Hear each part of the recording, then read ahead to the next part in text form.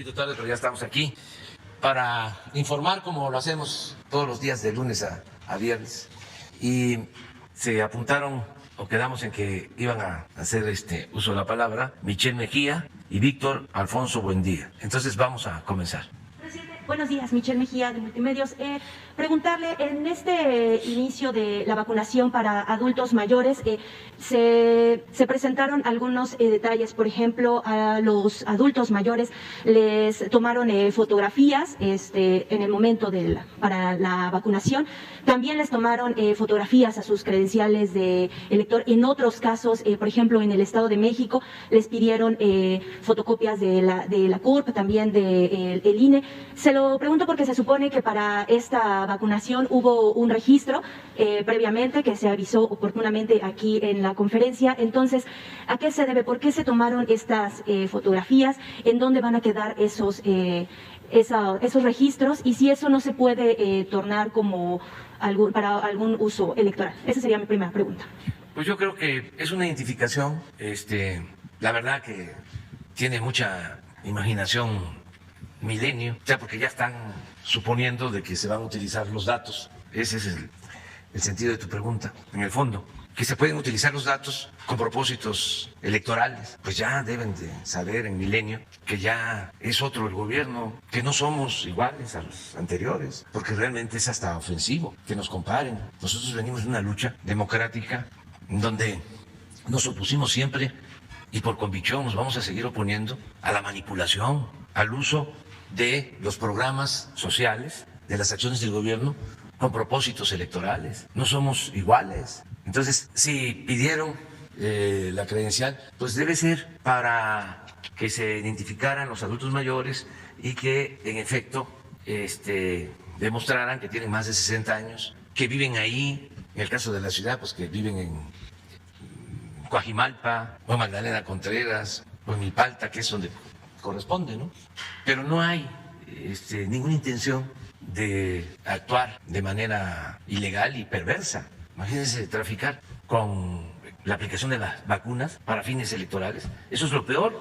Entonces sí, es ofensivo, como dicen los jóvenes coloquialmente, sí calienta. Si toman la foto, pues es posiblemente para lo mismo. Entonces, decirle a toda la gente que pues es nada más que se identifique, que tengan su credencial, eso es lo único que se pide. ¿Comentaste otra cosa sobre esto? No, porque había mucha inquietud, algunos compañeros que han estado dándole seguimiento a esta jornada de vacunación, en algunos casos se les cuestionaba si ellos sabían o les habían informado el por qué les pedían la fotografía. Sí, pero yo pensaba que nada más era el Reforma y el Universal, pero ahora me entero de que también es Milenio. O sea, nosotros no actuamos así. Y si alguien se pasa de abusivo, de listo, porque es una cuestión ilegal, pues se tiene que castigar, sea quien sea. Eso ya no se tolera, no se permite. O sea, estamos en otros tiempos completamente, es algo distinto. Ya no se llevan a cabo esas prácticas. Y si quedan vestigios, quedan malas costumbres, pues se tienen que ir terminando, pero no es la regla, puede ser la excepción. Entonces sí han cambiado las cosas. Sí, ayer ya mejoraron bastante los mecanismos de vacunación, se va avanzando.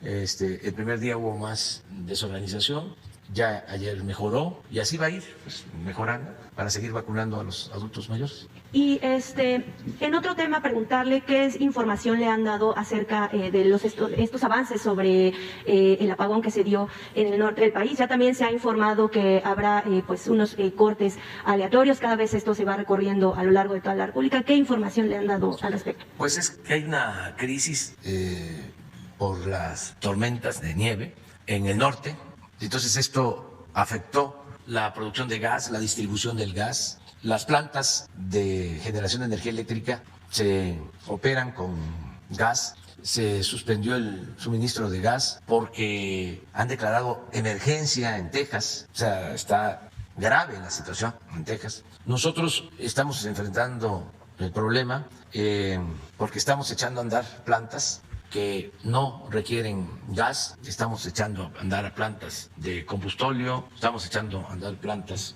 con carbón para enfrentar la emergencia y se está llevando a cabo toda una planeación de modo que no se quede la gente sin energía eléctrica de manera permanente, sino que se pueda organizar el que haya apagones periódicos, temporales, de 30 minutos. Tenemos, desde luego, la mayor presión en el tiempo pico, que es cuando más energía se consume, de 6 de la tarde a 10 de la noche. Ahí es donde tenemos que llevar a cabo una mejor planeación para que se organicen estos apagones periódicos. Todo esto se hace porque hay un sistema, el SENACE, que está atendiendo esta situación. Y ya estamos comprando gas licuado.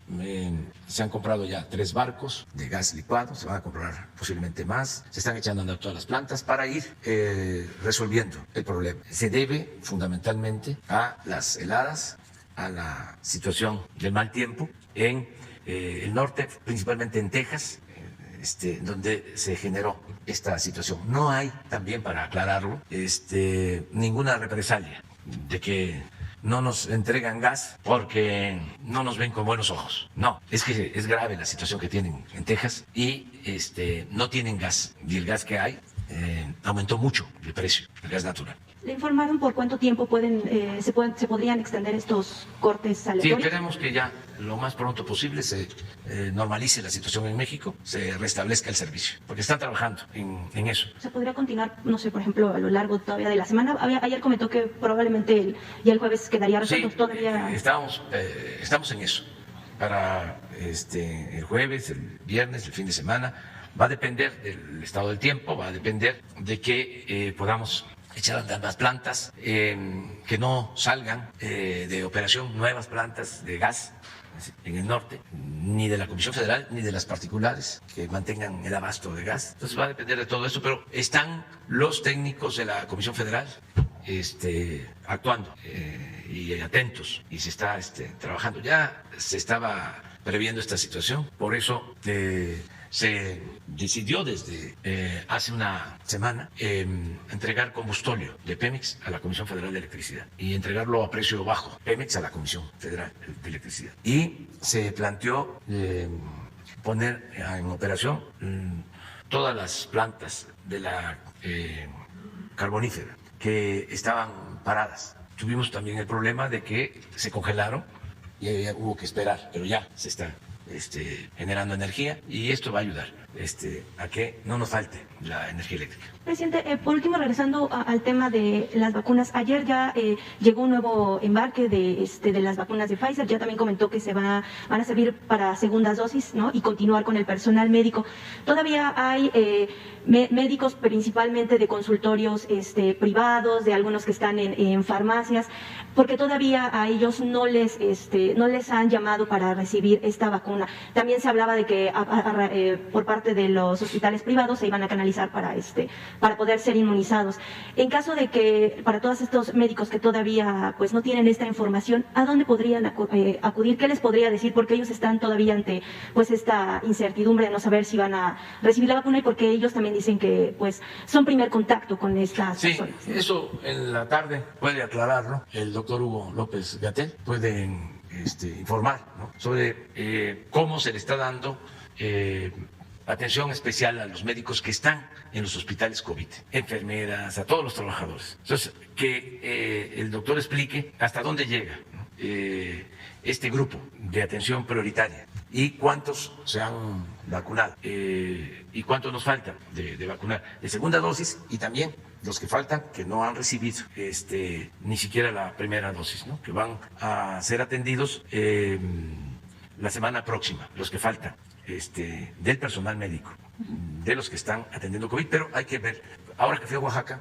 me preguntaban, por ejemplo, sobre una demanda, una solicitud que presentaron los dentistas, que pues trabajan con pacientes y que pues están en situación de riesgo y que sí se les va a vacunar a ellos. Entonces, todos estos criterios los está definiendo la Secretaría de Salud. Y así, ¿no? Es este caso de las farmacias o los consultorios que tienen que ver porque atienden en una primera instancia, ¿no?, a quienes tienen COVID. Entonces, yo creo que sí hoy puede Hugo explicar sobre esta situación. Muchas gracias. Está bien, pero está Víctor. Gracias, señor presidente. Buenos días. Víctor, buen día para Víctor Blogs y México Informa de YouTube, presidente. Antes que nada, le hago extenso, pues, saludos fraternos por parte de pues nuestros canales, presidente, por la recuperación que usted presenta el día de hoy ante su contagio de COVID. Y también le hago extenso un fuerte saludo del compañero Edwin de Campechaneando. También los canales, hermanos, México Informa, Radio Búfalo, Rata Política, por su recuperación, presidente. Y gracias. Pues son 3 preguntas, presidente, si usted me lo permite. La primera que le quiero comentar es sobre qué es lo que está sucediendo con la reapertura del plantel o de la escuela rural del Meche. Desafortunadamente el lunes, como presentó la situación del cambio, quería por ahí cuestionarle, porque pues ya ve que el que estaba al frente de la secretaría era el secretario Moctezuma, y por aquí pues traigo una situación de esa situación. ¿Qué informe es el que tiene, presidente? Porque pues al parecer creo que no han acatado por ahí sus instrucciones de la reapertura del Meche. Esta sería la primera pregunta, presidente. Hay una instrucción de reapertura, fue un compromiso que hicimos desde la campaña y no hemos podido cumplir porque hay visiones encontradas, hay 2 posturas. Primero estaba manejando lo de la reapertura y ya funciona una escuela del sistema de universidades Benito Juárez. Y luego los maestros de la CENTE plantearon de que querían que funcionara el Meche de otra manera. De modo que hemos estado conciliando, pero ya llevamos tiempo y tenemos que seguir empujando al elefante para que camine y se cumpla, que eso es lo más importante. Entonces, qué bien que lo planteas, porque estoy seguro que la maestra Delfina va a escuchar ahora de que tenemos ese compromiso pendiente y los compromisos se cumplen y que lo más pronto posible tiene que abrirse el Meche. Hay desde luego muchos intereses, hay hasta asuntos sentimentales. Desde luego los maestros pues quieren que se abra el Meche porque es una institución que formó a muchísimos maestros en Hidalgo. Ellos quieren, porque es hasta un símbolo de la educación y en especial de lo que fueron las normales rurales. Es un emblema el Meche.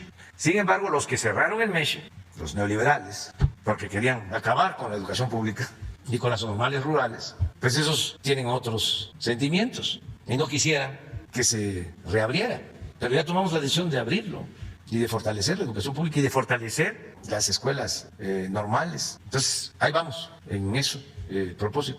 Presidente, yo tengo, lo que pasa es de que tengo otro compañero youtuber, que es Juca Noticias. Él acudió personalmente a darles la voz a los profesores. De hecho, si usted gusta, ahorita yo le puedo compartir el video a Jesús Ramírez, porque ahí le mandan a usted un mensaje para que usted lo pueda ver y se dé cuenta, obviamente, de lo que le están solicitando, nada más, presidente. Sí.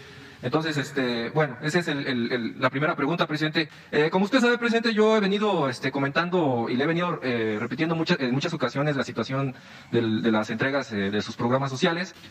No sé si usted ya tenga un informe por parte de su gabinete del bienestar. ¿Cuáles son los apoyos que se van a adelantar por la situación de la veda electoral, presidente? Porque desafortunadamente a veces la Secretaría del Bienestar y la coordinación, que desafortunadamente el deceso de la coordinadora, pues por ahí tenía muy buena relación con ella. Ella me compartía mucha información para poderla informar o poderle informar a los beneficiarios de sus becas.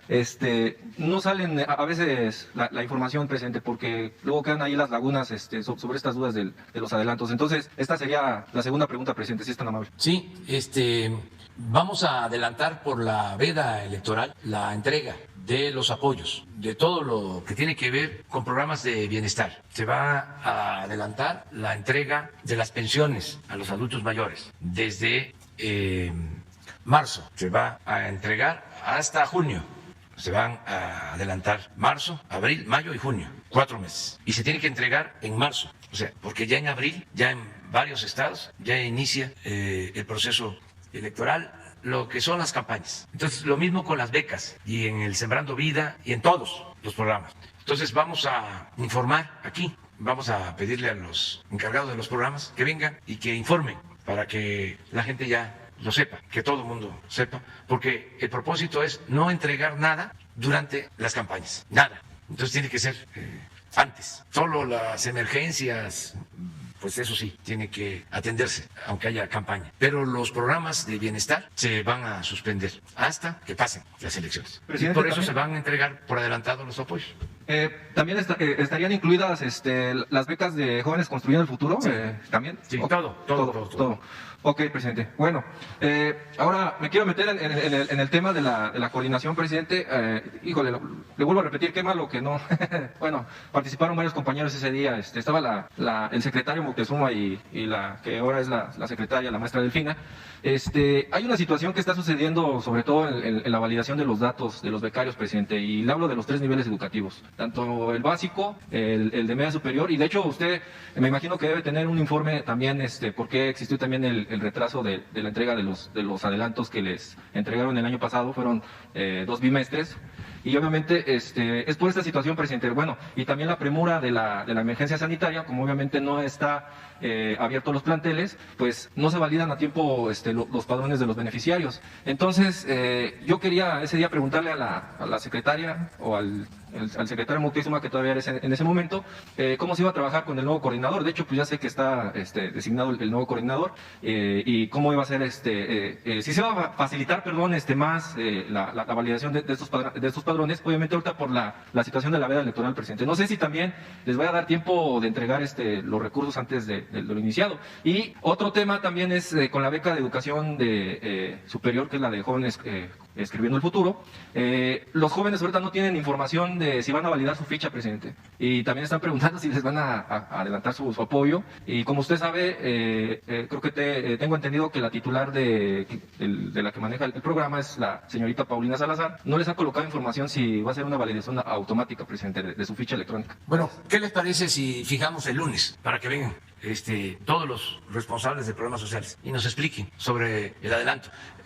Hubo un poco, ¿no?, de descontrol, porque lamentablemente falleció nuestra compañera Leticia Ánimas, y sirve para recordarla, porque era excepcional por sus convicciones, por su honestidad, por su amor al pueblo. Entonces ya se sustituyó, pero estuvo ella ausente, enferma, y esto produjo que no se continuara bien con el programa, ¿no? Pero ya se están mejorando las cosas, se está retomando toda la dinámica para la entrega de las becas, y vamos a cumplir. A los jóvenes que reciben las becas les digo que van a tener sus apoyos a más tardar a finales de marzo. Vamos a regularizar todo. En el caso de los jóvenes escribiendo el futuro, que son más de 300,000 que están en universidades, que también están recibiendo estos apoyos, lo mismo. Entonces el lunes van a venir todos a explicar. Viene la maestra Delfina para las becas, Javier May y Ariana Montiel para lo de las pensiones a adultos mayores, a niñas, niños con discapacidad, el Sembrando Vida, Luisa María, alcalde, para los jóvenes Construir el Futuro, y también Víctor Villalobos para los apoyos que se entregan a pescadores, a campesinos, Román Meyer y David Cervantes para vivienda, todos los que tienen que ver con apoyos directos. La escuela es nuestra. En el caso de agricultura también es la entrega de los fertilizantes, que se va a adelantar. En Guerrero estamos entregando fertilizante a todos los productores, y ahora se va a adelantar la entrega. Lo mismo se va a entregar fertilizante en Tlaxcala, en Puebla, en Morelos, y también se va a adelantar. O sea, que nos informen, ya lo tenemos programado. También es importante que se tome en cuenta que lo más complicado es la dispersión de recursos para los que no tienen una cuenta bancaria. Los que están inscritos en un banco, los que tienen una cuenta, pues esa dispersión se hace en una semana. Por ejemplo, el caso de adultos mayores son 8 millones y 5 millones se dispersan en un día desde la tesorería de la Federación, pero 3 millones que viven en comunidades apartadas, pues por eso estamos construyendo las sucursales del Banco del Bienestar, para que no se entregue el dinero en efectivo y que no se tengan que trasladar de comunidades apartadas a donde hay sucursales bancarias. Ahora, el Banco del Bienestar va a estar en los pueblos más apartados. Para eso son 2.600 sucursales que se están construyendo, se están equipando, que van a tener sistemas de internet en todo el país para que la gente pueda, sobre todo adultos mayores, pues tener cerca una sucursal bancaria y poder cobrar lo que por derecho les corresponde, por justicia. Entonces, quedamos para el lunes. ¿Sí? Bueno, ahora sí nos vamos. Ya terminamos con los compromisos. Sí, buenos días, señor presidente. Felipe Fierro, de tiempo.com.mx y Puente Libre MX en Juárez. Retomando el tema del superapagón, señor presidente, lo que no me ha quedado claro, al menos a mí, es si esto se derivó porque no surtieron el gas las empresas internacionales o porque la comisión decidió no comprar el gas, que de acuerdo con los informes oficiales subió 5,000%, y esto ocasionó que no tuvieran el gas para generar la electricidad. No, es que se canceló el suministro. Pero porque pidieron que no surtieran el gas. Es que no hay gas, no tienen gas en Texas. No solo aumentó el precio, sino escaseó el gas porque se afectaron los campos de producción de gas y todas las instalaciones se congelaron. Entonces tienen una crisis. Declararon en el gobierno de Estados Unidos emergencia en Texas y tienen también apagones. Nosotros tenemos más posibilidad de salir adelante, aún no teniendo ese suministro, porque tenemos otras plantas que no requieren de gas. Por ejemplo, lo del combustóleo nos ayuda, lo del carbón nos ayuda. ¿Y esas cuándo estarían ya empezando a Ya están empezando a operar. Por ejemplo, en la carbonífera llevaba mucho tiempo que no se utilizaban las plantas, pero no porque contaminaran y se generara oposición, sino porque se le da preferencia a las particulares y subían a la red, tenían preferencia en el despacho las particulares. En esta emergencia, pues lo que se tiene que procurar es que no nos falte la energía eléctrica. ¿Y estas plantas cuánto aportarían al sistema eléctrico nacional? Pues estas plantas nos han permitido, el primer día de la crisis, que se generara un 75% de lo que se perdió el primer día, de una cantidad de energía que se dejó de producir cuando entran estas plantas. Aparte de la carbonífera, ¿cuáles más van a estar operando? En Guerrero se está apoyándose mucho con una planta de carbón y de combustóleo. Se está llevando combustóleo de Tula a Lázaro Cárdenas. ¿Hidroeléctricas también? Por tren, y también hidroeléctricas de ciclo combinado con gas licuado, y se está procurando pues echar a andar todas las plantas. Termoeléctricas de ciclo combinado con gas licuado, y las hidroeléctricas que están también, lo que tú dices, ahora trabajando, generando más energía para meter toda la energía a la red. ¿Esto sería el proceso de reconversión que usted había planteado entonces? Esto es, necesitamos ser autosuficientes y estar preparados para cualquier emergencia. Yo les hablaba ayer de que durante muchos años no se puso en práctica ningún plan para extraer gas. Tenemos gas en el país, pero no les importó, porque el negocio, que realmente se dedicaban a robar, el negocio era comprar el gas, porque la compra del gas iba en moche. Imagínense contratos con Repsol, lo puedo probar, de más de 20,000 millones de dólares para traer gas del Perú. Hicieron instalaciones especiales en Manzanillo con ese propósito, regasificadoras, más de 20,000 millones de dólares. Y explicaba yo que no licitaron, fue un asunto que resolvieron arriba. Por eso ahora se extrañan muchos empresarios españoles, porque eran los reyes. Cuando Calderón, su empresa favorita, Repsol, con Peña Nieto, OHL, las dos de España, y agréguenle Iberdrola, y agréguenle muchísimas. Todavía en las licitaciones para el Tren Maya participó una empresa vinculada con los escándalos estos por los que se acusa al rey de España. Entonces, se cancela ese contrato porque empieza a bajar el precio del gas en Estados Unidos. Ya no les convenía. También con pérdidas para el erario público, para la hacienda pública. Durante ese entonces se dieron también contratos a Repsol para sacar gas en la cuenca de Burgos. No sacaron gas, casi se extrajo lo mismo que sacaba Pemex. Sin embargo, el contrato fue jugosísimo, y ya cuando no le convino a Repsol, lo canceló y se fueron. Pero es interesante esto, ¿no? Entonces empezó el nuevo negocio de la compra del gas en Texas. Y empezó a hablarse y se puso de moda de que el gas en Estados Unidos, en Texas, iba a llegar a regalarse, porque iba a bajar muchísimo los precios, y en efecto estaban abajo los precios. Y de ahí vienen los contratos de los gasoductos. En el sexenio pasado, también estos contratos que hemos hablado aquí, leoninos, entonces se hacen los contratos para los gasoductos. Todo esto utilizando como instrumento a la Comisión Federal de Electricidad, endeudando a la Comisión Federal de Electricidad, comprometiendo a futuro a la Comisión Federal de Electricidad. Entonces, viene ahora esta crisis, aumenta el precio del gas, tenemos que tomar decisiones. Afortunadamente, se había decidido desde el principio no seguir cerrando plantas de la Comisión Federal de Electricidad, porque el plan de estos tecnócratas era desaparecer las plantas de la Comisión Federal de Electricidad, que se convirtieran en chatarra, para que todo el mercado de la industria eléctrica le quedara a particulares. Entonces, por eso esta crisis no nos agarra en estado de indefensión, porque tenemos plantas que tuvieron un presupuesto para su mantenimiento y se decidió que se conservaran aún subutilizadas, porque por ley no pueden operar al 100%, porque el despacho de la energía, el subir a la red de energía, privilegia con la legislación actual neoliberal a las particulares.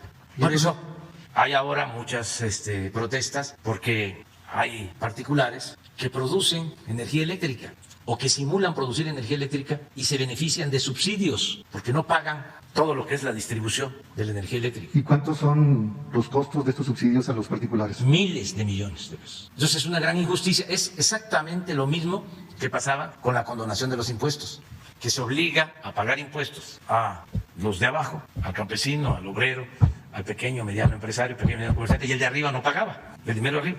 Pues es igual.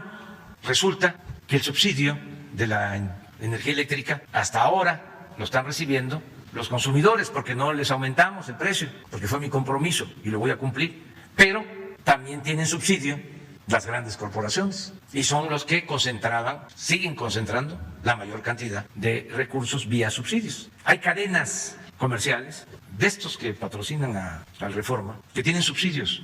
¿Cómo se llaman? No, pues se los dejo a ustedes de tarea, ustedes que son mirones profesionales. Es que si no se van a enojar más conmigo. Entonces, nada más es que sepan de que no están defendiendo una causa justa y que no nos vayan a llevar a poner en pantalla cómo está la situación. O sea, quiénes son los que reciben estos subsidios. Entonces, es mejor que se entienda que son otros tiempos, ya no mandan ellos, manda el pueblo, y que no se puede estar sangrando la hacienda pública, el presupuesto. Finalmente, señor presidente, no sé si la CFE pudiera dar un informe detallado de los cortes, porque está afectando a mucha gente, sobre todo en el norte, que ahorita tienen pues el impacto fuerte del invierno, las heladas, y en las ciudades importantes o pequeñas hay abastecimiento, pero por zonas, y sobre todo las colonias pobres son las que no tienen servicio, y luego se les corta y no se sabe cuándo, y entonces eso afecta mucho el proceso pues, de la gente en su casa, en su trabajo, en las escuelas, y CFE no ha dado una información detallada, o que haga una página que diga cuándo va a haber servicio, cuándo se va a cortar por zonas. Yo creo que eso no tiene ningún problema. Sí, tienes toda la razón. Yo ya di esa instrucción, que desde ayer estén informando, lo han hecho, pero no lo suficiente, hace falta. Pues es, a ver qué dice. A las 6 horas del día de hoy se encuentran sin suministro 89.183 usuarios en los estados de Chihuahua y Tamaulipas, que representan el 0.21% de los usuarios totales de los estados afectados y el 0.2% del total de usuarios de la Comisión Federal de Electricidad. Es de resaltar que la Comisión Federal de Electricidad ha puesto a disposición del SENACE todas sus plantas de generación para lograr el balance carga-generación, con lo que se ha disminuido los tiros de carga, las interrupciones de energía. Sí creo esto, porque los técnicos y trabajadores de la Comisión Federal de Electricidad son mucha pieza.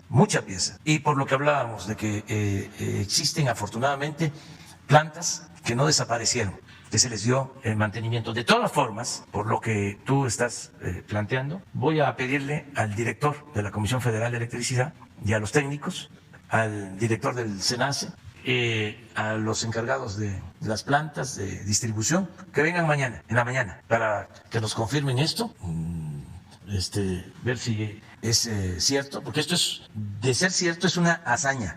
Sí, pero que mañana lo reconfirmemos, porque esto no sucede en otras partes. O sea, y mañana no saben cuándo va a haber. Por ejemplo, Madera Chihuahua tiene 2 días sin electricidad, que ella sí pone cuándo les va a llegar la electricidad, Sí. o zonas o barrios. Sí, sí. Que mañana vengan los técnicos de la Comisión Federal.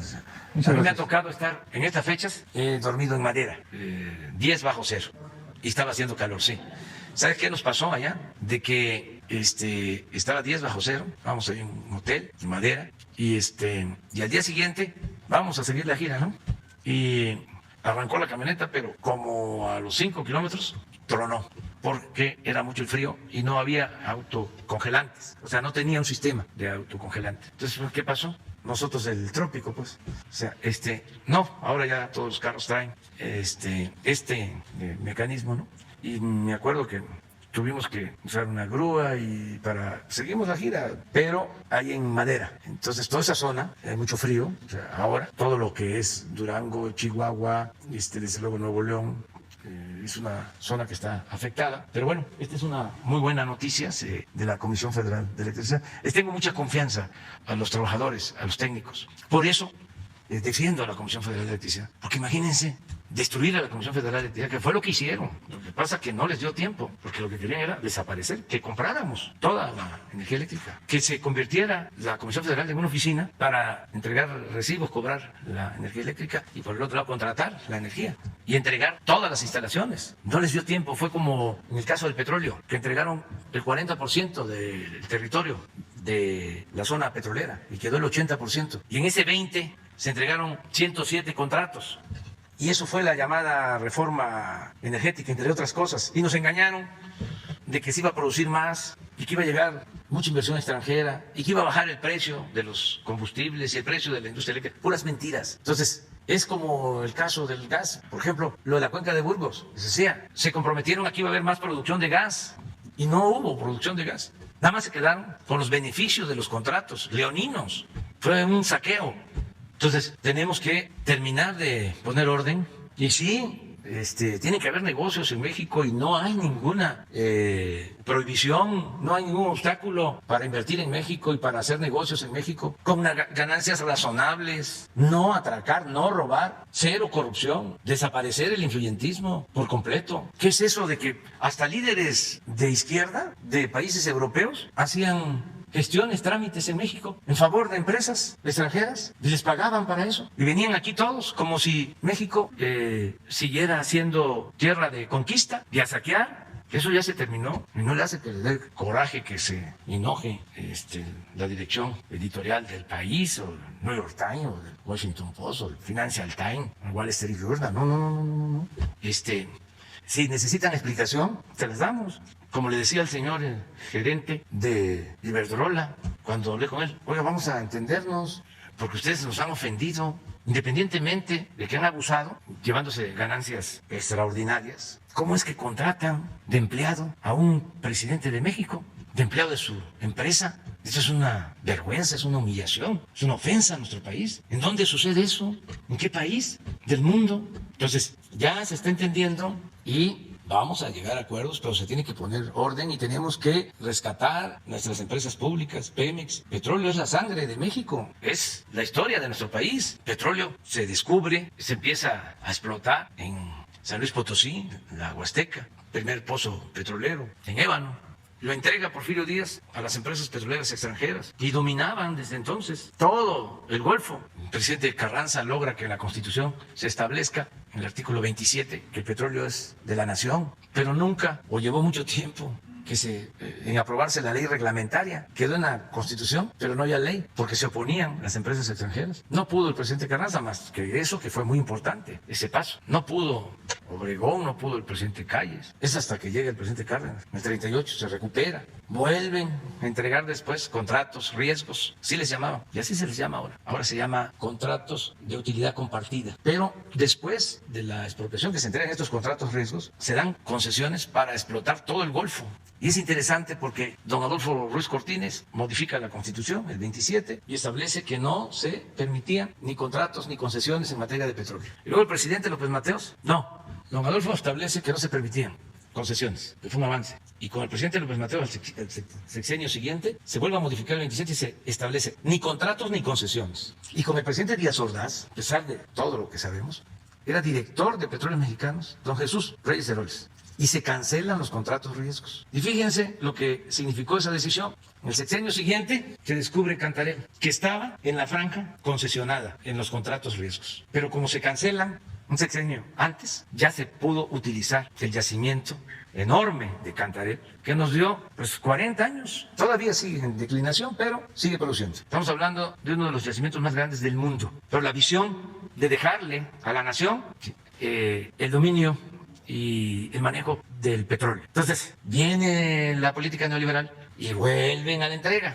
Empiezan, ¿no?, con la llamada reforma energética y empiezan a entregar bloques del territorio, en tierra, en el mar, en aguas someras, en aguas profundas. ¿Que por qué hacía falta la inversión? Y si no, ¿cómo íbamos a producir si no llegaba la inversión? Y que con la reforma energética, con la entrega de estos bloques, iba a llegar la inversión extranjera a raudales. Pues hizo la reforma energética, no llegó la inversión. ¿Cuánto se ha producido en estos 5 años desde que se aprobó la reforma energética? Como 20,000 barriles diarios, con 107 contratos. Pero también, como no les dio tiempo, y el pueblo dijo ya, hicieron los cambios a finales del 18 y ya nosotros no seguimos con esa política, pues nos quedó a la nación el 80% del potencial petrolero. Entonces, por eso, entre otras cosas, el 20% que se entregó, pues aunque no están cumpliendo porque no invierten, no vamos nosotros a cancelar contratos para meternos a pelear, porque afortunadamente con el 80% que quedó, que no se entregó, estamos sacando adelante a Pemex, estamos incrementando la producción. En el caso de la industria eléctrica, ahí avanzaron más porque se llegó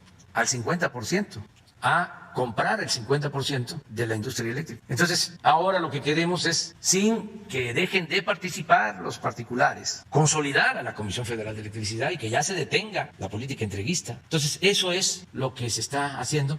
Y mañana vienen los directivos de la Comisión Federal y los técnicos aquí a informar al pueblo de México de cómo se originó esta crisis, quién la produjo y, lo más importante, qué se está haciendo.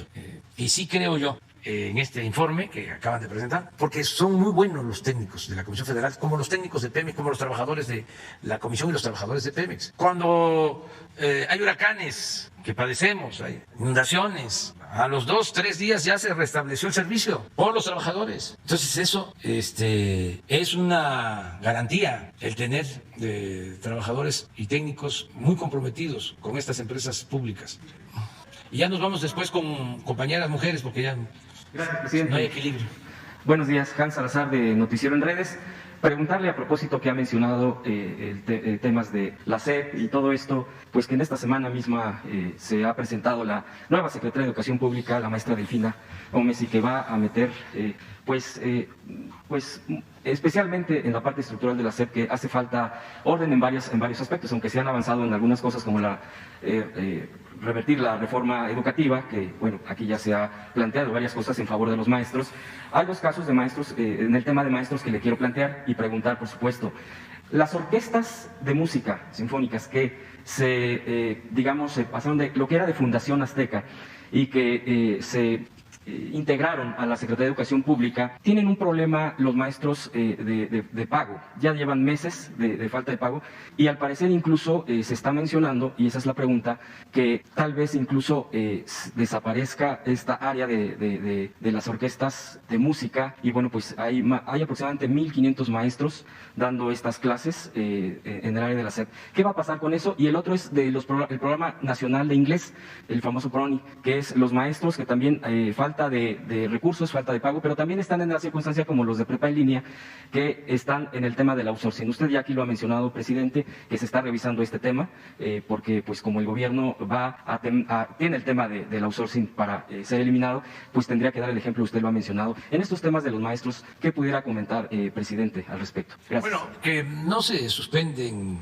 los programas que ayudan, por ejemplo, para la cultura, el arte, en este caso la música, no se pueden suspender, no se pueden cancelar estos programas. Y acerca de los otros programas de educación, pues pedirle a la maestra Delfina, ya está tomando nota, escuchando, que ahora que viene les conteste sobre estas 3 preguntas, que ella explique. Pero en general no se suspenden los programas de apoyo a niños, a niñas, a estudiantes, los que tienen que ver con la educación nutricional, la educación física, la educación artística, ¿no?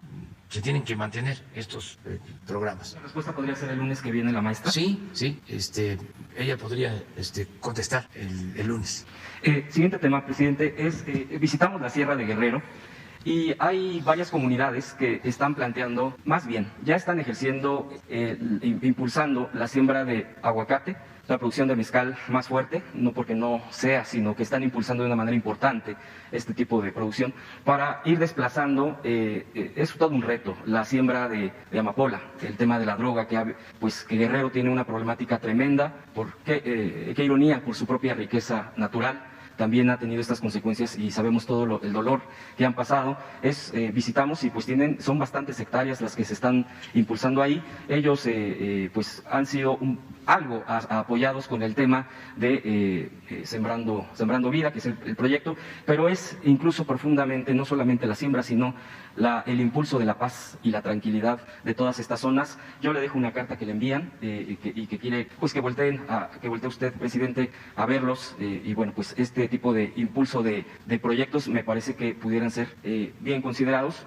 Preguntarle si usted conoce al respecto. Y para finalizar, en otro tema, ¿usted sabe de la iniciativa de eliminar 200 plurinominales diputados? Se presentó el día de ayer por parte de un diputado de Morena. No se podría ser en esto porque han aclarado que tendría que ser en siguientes fechas porque ya está la elección o ya está en puerta la elección.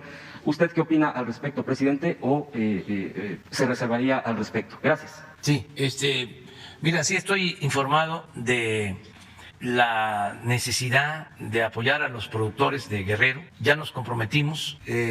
Estuve de visita en la Costa Grande con el gobernador Héctor Astudillo y estuvo también el secretario de Bienestar, Javier May. Y vamos a ampliar en Guerrero el programa Sembrando Vida. Hoy, precisamente a las 12, tengo un acuerdo con el secretario de Bienestar, Javier May, y me trae la propuesta. Y hoy también, en la mañana, en el informe de seguridad, se habló de una agresión a personal del ejército, de pobladores de Guerrero, porque se está llevando a cabo un plan, como siempre, de erradicación de plantíos. Entonces la gente se opone. Entonces hoy quedamos en presentar este plan alternativo. Yo creo que lo mejor, y estoy seguro que me van a escuchar, porque siempre nos han tenido confianza en Guerrero. Creo que hay que ir buscando opciones alternativas y es el momento.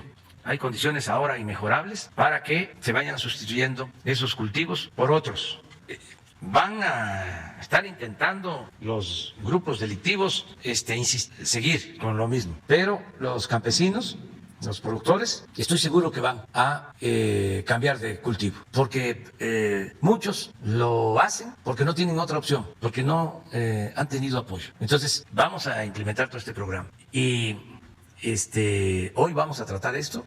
Recibimos tu escrito porque está en la misma idea, está inscrito en el mismo pensamiento de que se sustituyan cultivos y se les dé otra opción a los productores de la sierra, en Guerrero, que se dedican al cultivo de marihuana, de amapola, que tengan la opción de poder sembrar maíz y frijol y árboles frutales y maderables y que se les apoye para eso y se les proteja también para que no los obliguen, y también decirle a los que andan mal que ya sabemos que están ahí en Guerrero experimentando con el cultivo de coca, que ya estamos investigando sobre esto.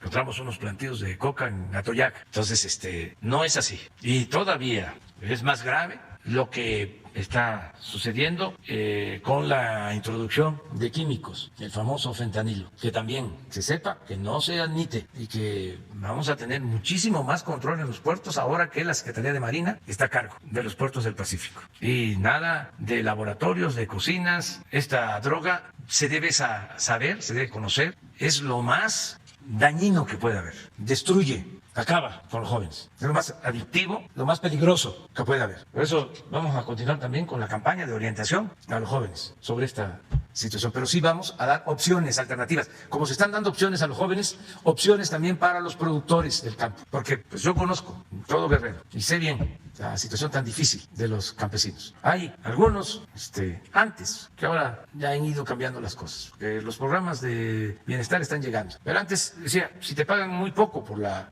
coca, por la goma, y corres riesgo. Bueno, muchos me decían, es que si no me dedico a esto, ¿cómo? Sí, pero te puedes ir a la cárcel. Sí, pero en la cárcel tengo comida. Durísimo, muy fuerte. Entonces, tenemos que dar opciones, alternativas. No es nada más prohibir o perseguir, castigar, sino dar alternativas a la gente, a los jóvenes, a los campesinos, a la gente humilde, a la gente pobre, a todos, que se pueda vivir con trabajo, con honradez, sin caer en ilícitos. Esa es una sociedad mejor, por eso buscamos que continúe la transformación, que continúe el cambio. Sí, pero pueden también tener otros productos. Tienen la posibilidad de contar con otros productos. ¿Qué permite, por ejemplo, el Sembrando Vida? Y podríamos hasta arreglarnos, ponernos de acuerdo. Pues permite que estén recibiendo un jornal. No es empleo temporal, es permanente. Y va a durar el programa hasta que estemos en el gobierno. Ya está garantizado el presupuesto de este año, 29,000 millones de pesos para más de 400,000 sembradores. Y va a estar garantizado para el año próximo y no va a faltar. Y va a ir aumentando el apoyo. Y es cultivar su parcela, no es crédito. Es para que tengan un patrimonio, un ingreso, y que ese patrimonio, por pequeño que sea, lo puedan dejar a sus hijos, lo puedan heredar a sus familiares. Es el momento, es la oportunidad de llevar a cabo esto, porque no es, ya es la temporada de siembra de amapola y ya pues el ejército se mueve con ese propósito a Guerrero. Ya es el tiempo de la siembra de la marihuana, vamos, igual, a Sinaloa, al Triángulo Dorado, a destruir plantíos. Pues sí, eso se tiene que seguir haciendo, pero al mismo tiempo hay que dar opciones. Hay que dar alternativas para que no se esté solo combatiendo estas prácticas ilegales, sino que se esté cambiando los procedimientos, las actividades, que los jóvenes tengan opciones de estudio, de trabajo. Eso es ir al fondo, atender las causas, lo que origina el que la gente tome estas decisiones, ¿no? O se ocupe de eso. Bueno, lo vamos a ver. Las dos compañeras, las tres, pues como puede esperar hasta pasando la elección. Vamos a esperar. Buen día. Pues preguntarle una situación que se ha dado ya durante algunas, incluso meses, años, lo que está sucediendo con este grupo de personas de Rumania que están operando en la zona turística importantísimas como Cancún, como la Riviera Maya, que se manejan pues como mafia. Esta situación que tiene que ver con la clonación de tarjetas bancarias y que también, adquisición de bienes inmuebles millonarios y algunos incluso bajo permisos de autoridades locales. También grupos que incluso tienen antecedentes de delitos diversos en Europa y que en México encontraron la facilidad de operar de esta manera, lo que le llaman, lo hemos leído como la mafia rumana. Preguntarle, pues en este sentido, ¿cómo lo han observado desde el gabinete? Sobre todo porque esto ha salpicado ya incluso hasta hace poco dirigente del Partido Verde en este estado, y también algunos otros políticos, operadores, exgobernadores, etcétera, que están, por supuesto, bajo investigación. Algunos ya también han salido a aclarar que no están involucrados, pero preguntarle cómo es que encuentran la facilidad de operar aquí en México cuando están ya son perseguidos en otros lados, y también esta situación de lo que mencionan propias autoridades que acusan a otras autoridades federales de que hay una red de complicidad y de protección. ¿Cómo han analizado este tema? Bueno, para contestar bien y que se informe la gente sobre la postura de nuestro gobierno, pues le voy a pedir a Santiago Nieto que informe sobre lo que estamos haciendo. Eso es lo mejor, que venga aquí y les informe. Y no solo de esto, sino que aproveche para informar sobre otros asuntos, si les parece. Sí, sobre todo porque es un tema también que ha preocupado, como le digo, a diferentes instancias de autoridades, por lo que mencionan de unos de otros, de los que estaban anteriores, sí. Y además porque, pues el presunto líder de esta banda acude también a la Suprema Corte de Justicia a pedir que se le devuelvan los bienes asegurados en anteriores cateos. Entonces, es decir, de alguna manera, ahora sí que se hace la víctima cuando también es investigado por este tipo de situación. Sí, entonces que se informe bien sobre esta situación. Nada más recordarles que no hay impunidad para nadie. Eso es un cambio, una diferencia. O sea, que no nos confundan, ya no es lo mismo. Entonces, el que comete un ilícito se le castiga, sea quien sea. No hay protección, no hay encubrimiento de parte de las autoridades. También tienen que haber elementos de prueba, porque si no, es acusar por acusar, ¿no? O sea, sin poder probar. Entonces, por eso que venga Santiago e informe. Yo les entiendo bien, ¿no? Durante muchos años en México se protegió a corruptos y se arraigó la impunidad. Y entonces, pues hay inercias y estamos en un proceso de transición, lo he dicho, lo viejo no acaba de morir, lo nuevo no acaba de nacer y hay quienes pueden estar pensando, además así es, de que es igual. No es igual. Entonces eso lo vamos a seguir defendiendo porque nuestros adversarios quisieran que la gente llegara a la conclusión de que todos somos lo mismo. Y no somos iguales. Entonces, por eso, informar. Y yo, por ejemplo, le contesté a la compañera de Milenio y estoy persuadido de que no es ella. O sea, ella hace su trabajo. O sea, no es ella la que viene aquí a provocar, sino viene a hacer su trabajo. ¿Pero por qué? Pregunta cómo lo hizo. Porque así ha sido México durante muchos años. Entonces, ya siglos. ¿Cuánto tiempo ha habido democracia en México? Desde que somos país independiente. Bueno, desde la invasión extranjera, desde que llegaron los soldados de la corona española en el siglo XVI, hasta la fecha. Hagan un recorrido por los 5 siglos. ¿Cuándo ha habido democracia? Pues muy pocas veces. Siempre ha sido un sistema político autoritario, vertical, antidemocrático, lo que ha imperado. El pueblo nunca había sido tomado en cuenta, pocas veces. Entonces es natural de que se piense de esa manera, ¿no? Pero no, es lo mismo que esto que estás preguntando. O sea, si hay funcionarios involucrados, si tienen que ver con el Ejecutivo Federal, se les investiga. Y si son responsables, se castiga, sean quien sea. Y si son de otros poderes, mínimo, se denuncia, para que esos poderes independientes autónomos actúen, porque tampoco somos nosotros encubridores. No es nada más decir, es que tiene que ver con la Fiscalía y la Fiscalía es autónoma. Pues sí es autónoma, pero cuando menos aquí se puede decir que el Ministerio Público está actuando mal. O lo dicen ustedes o lo digo yo. Si se trata del Poder Judicial, es qué juez, qué magistrado, qué ministro. Claro, a nosotros no nos corresponde, ¿no?, juzgar, pero sí podemos. Y eso es un derecho de todos los ciudadanos, de poder denunciar. Sobre este tema, presidente, ¿ha habido comunicación del gobierno de México con el gobierno de Rumania? ¿En algún momento también hubo alguna situación de retención de algunos ciudadanos rumanos precisamente en el aeropuerto en el sureste? Pero no sabemos si necesariamente tiene que ver. ¿Pero ha habido comunicación en torno al tema de la clonación de tarjetas? Hay antecedentes sobre esto. Ya me están pasando un acordeón de que tengo un compromiso a las 9, pero todavía falta. Ahora que viene Santiago, nos da todos los antecedentes, ¿sí? Y bueno, ya nada más finalmente otro tema que tiene que ver también con una situación, más que de cualquier otro asunto, de la cuestión de la atención a víctimas o situaciones que se dan en este caso de la candidatura de Félix Salgado Macedonio. Ha habido pues pronunciamientos de los propios integrantes de Morena que han dicho que bueno, pues, y bueno, en un acto de congruencia, sobre todo por decir que es una administración, es el gobierno más feminista que ha habido, de acuerdo con lo que usted mismo o la propia secretaria de Gobernación han dicho, la misma víctima ha dado la cara, ha dado entrevistas, ha dicho que pues no se le ha hecho justicia durante tantos años y de alguna manera también el decirlo ahora es impedir que una persona y que bueno, pues ahora como se le señala un presunto violador no pudiera ser gobernador. Preguntarle si más allá de dar un paso atrás no consideran que podría ser un paso adelante de escuchar precisamente a víctimas, de que primero se concluya la investigación antes de que una persona con esos señalamientos tan delicados pudiera ser candidato a una gubernatura. Pues yo no opino, ya di mi punto de vista en una ocasión, ya dije, y eso sí, lo puedo repetir, que son tiempos de elecciones y hay acusaciones de todo tipo. Aunque hay denuncias presentadas, está sí, la víctima y sí, muchos de Morena están en contra de esta. Sí, pero yo no tengo por qué opinar en este caso. Ya mencioné, y nada más porque tú me lo estás preguntando, de que primero hay que tenerle confianza al pueblo, ¿no? La gente es la que decide. Si se hacen encuestas y la gente dice, estoy de acuerdo con esta compañera, con este compañero, yo pienso que se debe de respetar. O sea, porque la política es asunto de todos, no de las élites. Yo establecí, desde que fui dirigente en partidos, que lo mejor era la realización de las encuestas para preguntarle a la gente. Entonces, eso hay que tomarlo en cuenta, porque si no, estamos juzgando sin elementos. Pero a pesar de que la propia comisión... Eso es lo primero, tenerle confianza a la gente. El pueblo no es tonto. Tonto es el que piensa que el pueblo es tonto.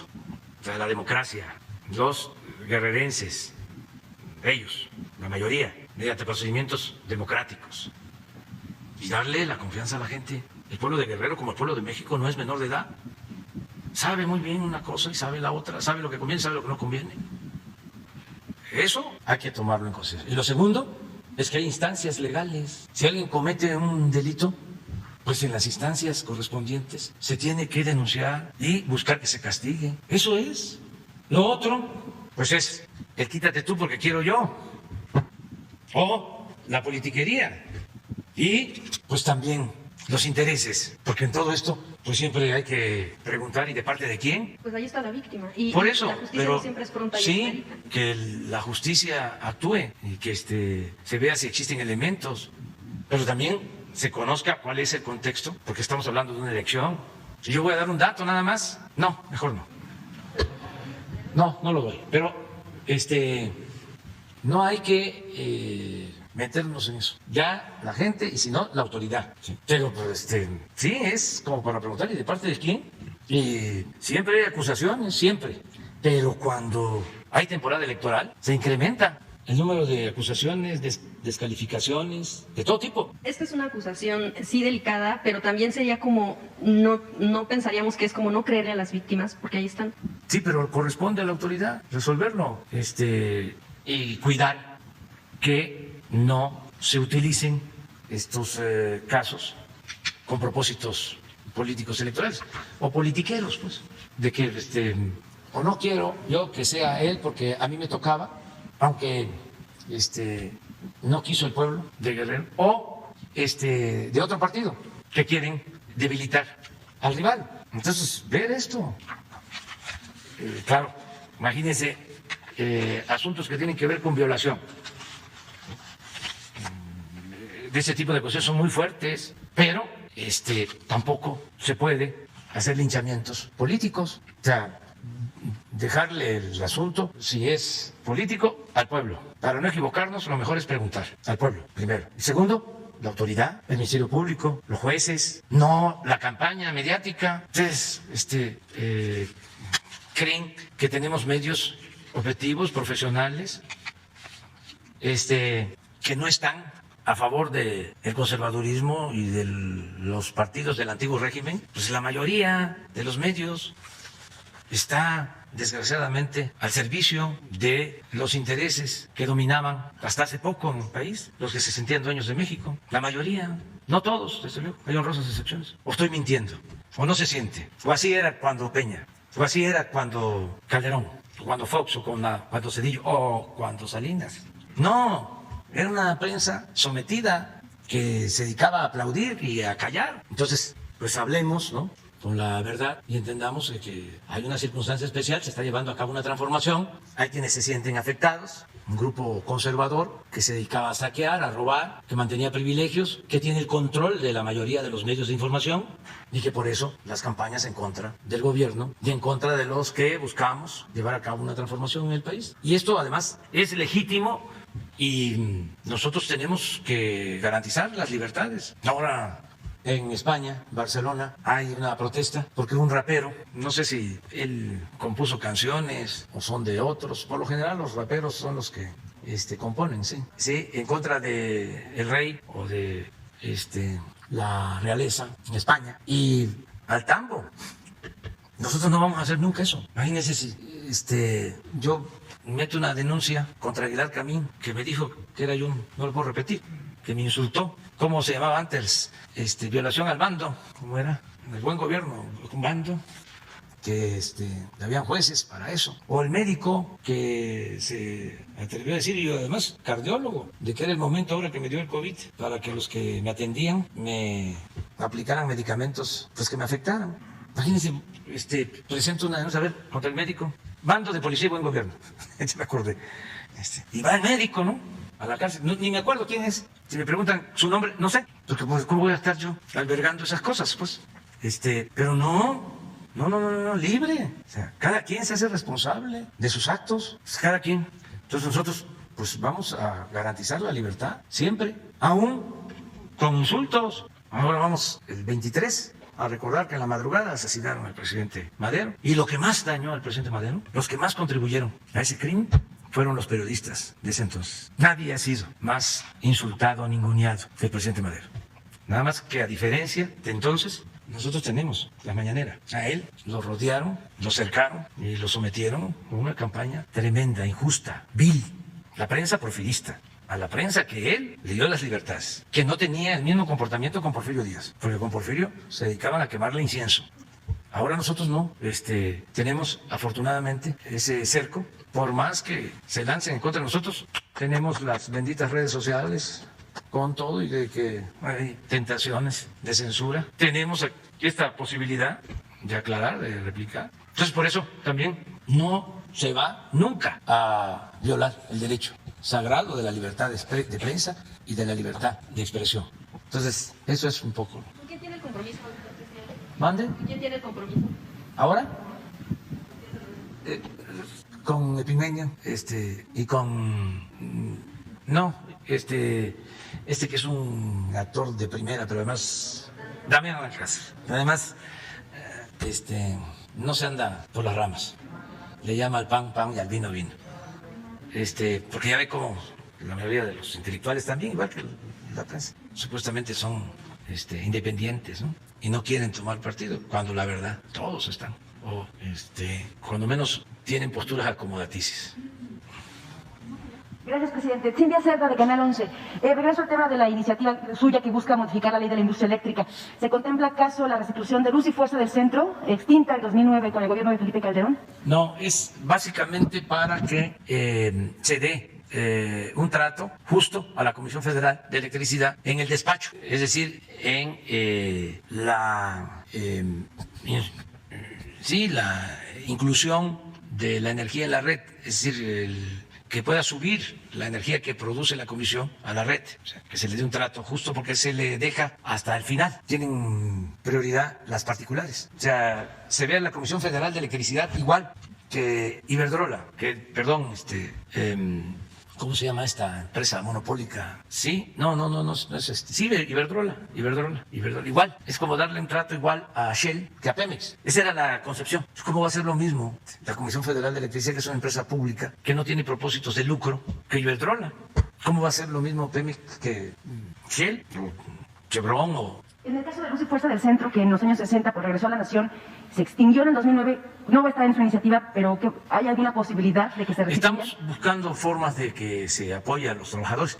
Hay una situación que se presentó, como una especie de indemnización. Se entregó al sindicato plantas hidroeléctricas, de las plantas de Necaxa, y ellos hicieron una asociación o empresas particulares. Hay quienes sostienen, hay posturas al interior del gobierno, de que eso es ilegal, que las plantas hidroeléctricas, en el caso de Necaxa, no debieron entregarse porque son de la nación, y que además no se entregaron al sindicato, sino que se utilizó al sindicato y que detrás están empresas particulares que son los que están sacando los beneficios, que sí se les dio trabajo a un número determinado de trabajadores, pero no a todos, y que eso es indebido. Yo lo que he planteado es que primero arreglemos el fortalecimiento de la Comisión Federal de Electricidad y después se vea este asunto sin afectar a los trabajadores, en ningún caso, a los trabajadores de el ESME, en ningún caso, pero sí ver qué empresas son las particulares, qué condiciones fueron las que se establecieron, y luego procurar también que todos los trabajadores que fueron despedidos, que son alrededor de 40,000, ¿sí? Pues reciban, si es que no han recibido todas sus prestaciones, que no se les afecte en sus prestaciones, y también que si tenemos posibilidad se vayan incorporando a la Comisión Federal de Electricidad, que se puedan organizar cooperativas también para que ellos puedan tener posibilidad de trabajo, que el gobierno los pueda contratar para el mantenimiento de alumbrado público, para lo que ellos saben hacer. Entonces en eso estamos, ¿no? Es un plan general. No tiene que ver con esta ley. Esta ley es para el llamado despacho, ordenarlo del despacho, que pueda subir la Comisión Federal de Electricidad la energía que produce en sus plantas, ¿sí? A la línea, a la red nacional, y que no tengan las particulares, ¿no? La prioridad, como sucede actualmente. Entonces, que tengan también las particulares la posibilidad de subir su energía, que les compra la Comisión Federal de Electricidad, les va a seguir comprando y van a poder subir también su energía. No se cancelan los contratos, es nada más poner orden en algo que es indebido. ¿Cómo es posible que primero vayan todas las particulares y al final las plantas de la Comisión Federal de Electricidad? Con el argumento o excusa de que las particulares no contaminan, cuando no se considera ni siquiera en estas plantas que no contaminan a las hidroeléctricas.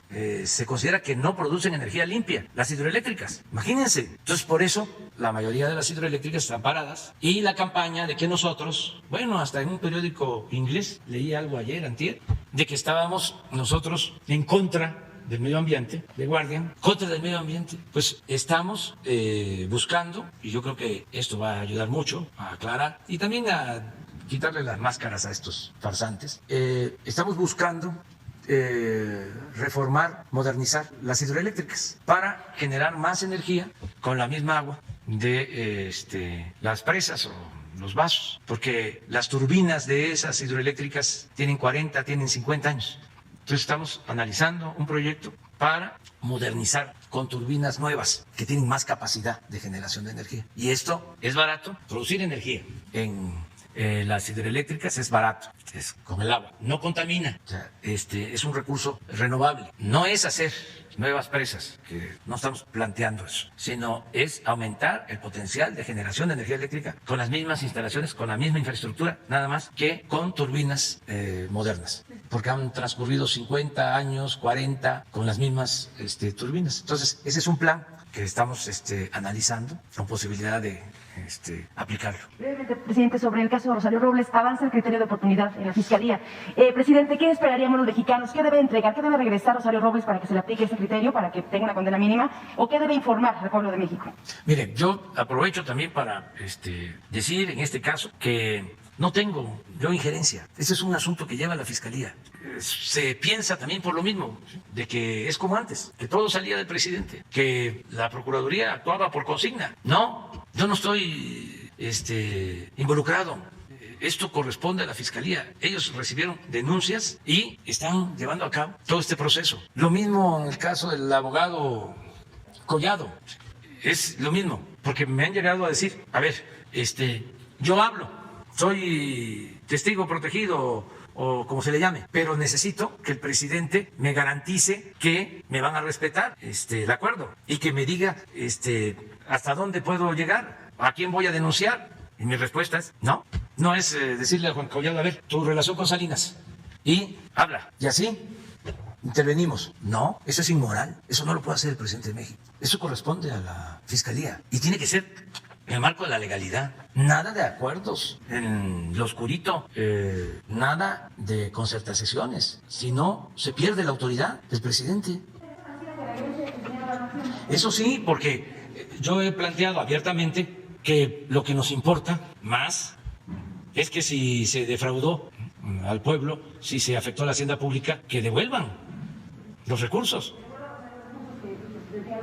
En el caso donde se trate de fondos públicos. En Estados Unidos, lo primero que hacen es quedarse con los bienes, muchos de esos bienes de México. Que ya estamos definiendo un mecanismo para que esos bienes regresen a México.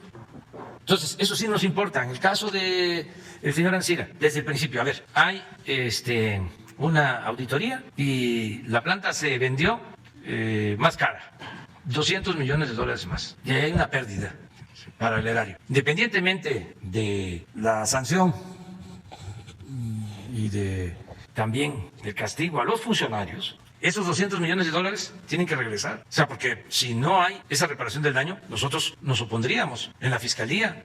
Dice, pues, ¿cómo estás permitiendo la libertad bajo fianza o algo por el estilo si no hubo regreso, no se devolvió lo que se sustrajo ilícitamente del erario? No, si daban casos antes de que les confiscaban bienes y luego se los devolvían. Hay un caso muy famoso que les devolvieron todo, además hasta por anticipado. Ya se sabía que iban a salir y que les iban a devolver todo, porque estaba completamente echado a perder el Poder Judicial. Ahora el Poder Judicial ha ido cambiando. El presidente del Poder Judicial es recto, Arturo Saldívar, pero hasta hace poco, antes, les devolvían todo lo que les confiscaban. Solo faltaba que se les ofreciera disculpa. Entonces, porque utilizaban mecanismos, ¿no?, legales y había influyentismo. Entonces nosotros solo lo que planteamos es, a ver, devuelvan todo lo que se llevaron. Vamos, por cierto, la semana próxima a dar a conocer todo lo que ha obtenido el Ejército, la Marina, la Fiscalía General, a delincuentes comunes o delincuentes del llamado crimen organizado y a delincuentes de cuello blanco. Pero es cuánto se ha obtenido, cuánto se le ha entregado a la Fiscalía y cuánto ha entregado la Fiscalía al Instituto para devolverle al pueblo lo robado y a quién le ha entregado el Instituto para devolverle al pueblo lo robado los bienes. Aquí hay comunidades. Cuánto ha entregado y cuánto está ahí. Vamos a informar porque antes también solo se daba la noticia de que se habían decomisado dólares y ranchos y embarcaciones y vehículos y alhajas y no se sabía el paradero de esos bienes. Entonces vamos a informar también la semana próxima sobre este tema. Mañana, tú primero. Bueno.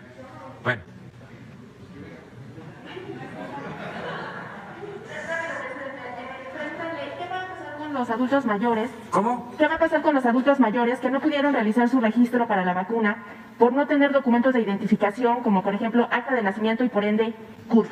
Y también, ¿qué se va a hacer con respecto a estos adultos mayores que están en condición de pobreza o en condición de calle, que de igual forma no tienen domicilio fijo, no tienen documentos de identificación y no tienen teléfono? Muchos de ellos refieren que incluso no han tenido acceso a los programas sociales que da el gobierno federal. Sí. Tiene que ver también con la pregunta que me hizo la compañera sobre el censo. Miren, no se está partiendo solo del censo, sino de el territorio. Se pone el centro de vacunación y ahí llegan quienes hayan tenido oportunidad de inscribirse, que estén en el censo, y quienes no lo hayan hecho. O sea, no es obligatorio estar en el censo. También eso es importante aclararlo. Si no tienen documentación, las brigadas tienen la instrucción de levantar un acta, dejar constancia de que se trata de una gente mayor que está manifestando con rectitud, que está hablando con la verdad, que no tiene los papeles y se le vacuna. ¿Pero estas brigadas van a estar en las calles o cómo van a poder contactar? No, en el centro de vacunación. O sea, estos adultos van a tener que ir a Sí, tienen que ir. Okay. En el caso de los que no se puedan movilizar, ¿sí?, por enfermedad, por la edad, la brigada va a ir a los domicilios, van a procurar visitar en sus casas a los que no puedan ir. Van a apoyarse en el censo y van a apoyarse en otros censos que hay y también que nos ayuden los familiares para ir al centro de vacunación a informar de que pues no puede un adulto mayor, un anciano, asistir por alguna razón, por enfermedad, por su inmovilidad, para que vayan a vacunarlo en la casa. Y finalmente, presidente, continúan la construcción de complejos turísticos de manera ilegal. Hace poco le refería a un caso que se daba en Oaxaca. Ahora conocemos de un caso que está en Puerto Vallarta, al sur de Puerto Vallarta, en una zona conocida como Conchas Chinas, en donde se pretende hacer edificios de 14 pisos, impactando el medio ambiente, impactando obviamente el uso del suelo, que es habitacional, ahora lo quieren hacer turístico, y sobre todo impactando el valor arquitectónico de algunas casas y fincas que se encuentran en esta zona. La Federación, ¿qué hace al respecto justamente para detener este tipo de abusos de parte de estas empresas constructoras? Sí, en este caso pues son las autoridades estatales las que otorgan estos permisos, ¿no? Pero tiene que ver también la Secretaría de Medio Ambiente. Entonces le vamos a pedir a María Luisa Albores que vea de qué se trata. Sí, porque ya hay una denuncia a nivel federación, incluso la Semarnat ya dijo que no hay ningún permiso para esta constructora. Sí. Entonces, ¿qué es lo que falta, digamos, para que estas personas no se vean afectadas? Pues que actúe la Secretaría de Medio Ambiente y la Procuraduría y que se impida la construcción si es ilegal y si se afecta el medio ambiente y si no está permitido construir edificios de esas alturas. Todo eso se puede evitar, o sea, porque es violatorio de la ley. Pero también hay una reglamentación que tiene que ver con los estados. Hay que verlo. Pero la Federación no tendría que presionar justamente a las autoridades estatales. Sí, no dan permiso en el caso del medio ambiente cuando se trata de estas cosas. Hablas del sur de... Ajá. Sí. Sí. Sí, ya sé por dónde está. Sí, muy bien. Bueno, pues nos vemos mañana. Nos vemos mañana.